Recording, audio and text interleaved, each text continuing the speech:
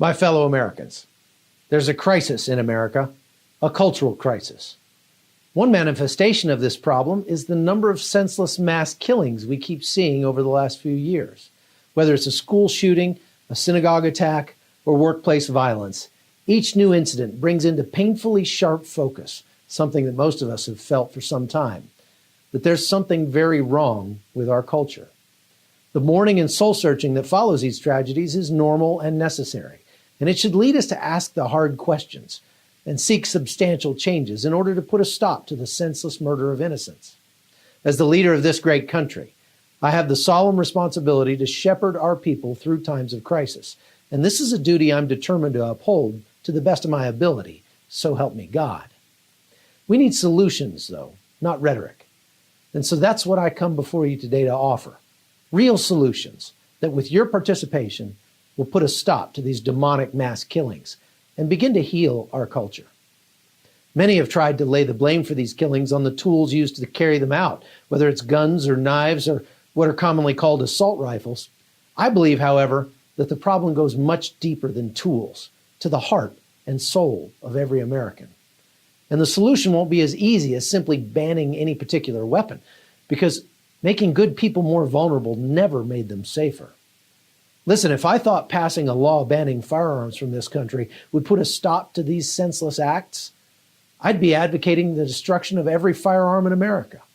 Unfortunately, this has been tried in other places. London and Venezuela come to mind.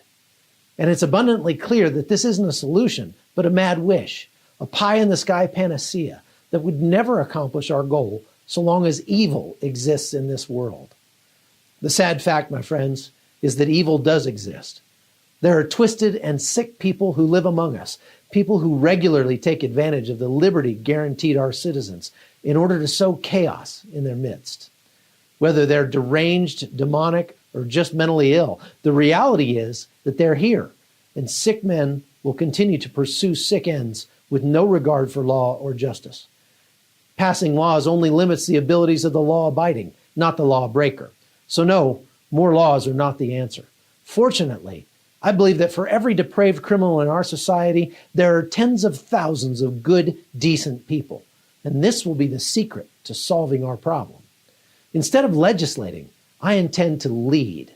I hope you'll give my ideas a chance. In the past few years, millions of you have purchased guns and applied for permits to carry them in order to protect your homes and families.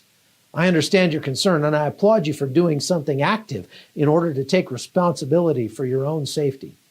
It's my sincere belief that if every law-abiding citizen who owned a gun were to actually carry that gun within the limits of their state's statutes, the cumulative deterrent effect would be overwhelming.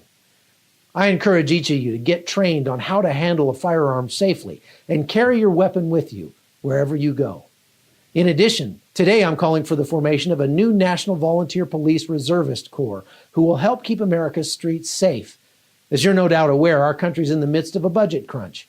Rather than spend more of your treasure on this program, I'm asking the states to partner with the National Rifle Association to implement a thorough training program to enable this new classification. Initially, this program will be open to retired law enforcement, military veterans, teachers, flight attendants, and others who can pass a basic physical fitness test and aptitude test and complete the training to qualify with a handgun. These reserve police officers will be asked to carry their weapons at all times and will be granted very limited and specific powers to stop active killers and other criminals they encounter. They will be there to support and augment our traditional law enforcement agencies, that's all. Next, I intend to sit down with the leaders and CEOs of our fourth estate, the media, and I'll ask them to make a commitment to America to stop glamorizing and making celebrities out of mass murderers and criminals. If they will agree to never again report the name or likeness of a murderer, I'm convinced that much of the impetus that drives these suicidal cowards to seek glory on the way to hell will be removed. And finally, I'm going to call for a national conversation on violence in media. My mother used to say, "You are what you eat." I believe that concept holds true not just for what goes into your mouth, but for what goes into your mind. Parents, I'm begging you to stop allowing your children to consume copious helpings of mayhem and meaninglessness through their movies and video games. While many call it simple entertainment, It's difficult to see how these hyper-violent forms of media add anything positive at all to our culture. Ultimately, what we have is a heart problem. We spent years teaching our children that they're nothing more than an accident of billions of years of evolution. Then we wonder why they have no self-respect. We've pretended that right and wrong were like flavors of ice cream. Whichever truth suits you is okay, but nothing is actually true or false. And then we wonder why these kinds of terrible tragedies continue to occur. We've created a culture that glorifies violence, whose heroes on the big screen regularly steal, kill, and destroy, and then we wonder why some take those lessons literally. The book of Proverbs, chapter 14, says this: "Righteousness exalts a nation, but sin is a reproach to any people." I'd like to see America exalted again, wouldn't you? Then how can we continue to glorify sin and mock righteousness, and then blame the result on guns, inanimate objects that can't hurt anyone on their own?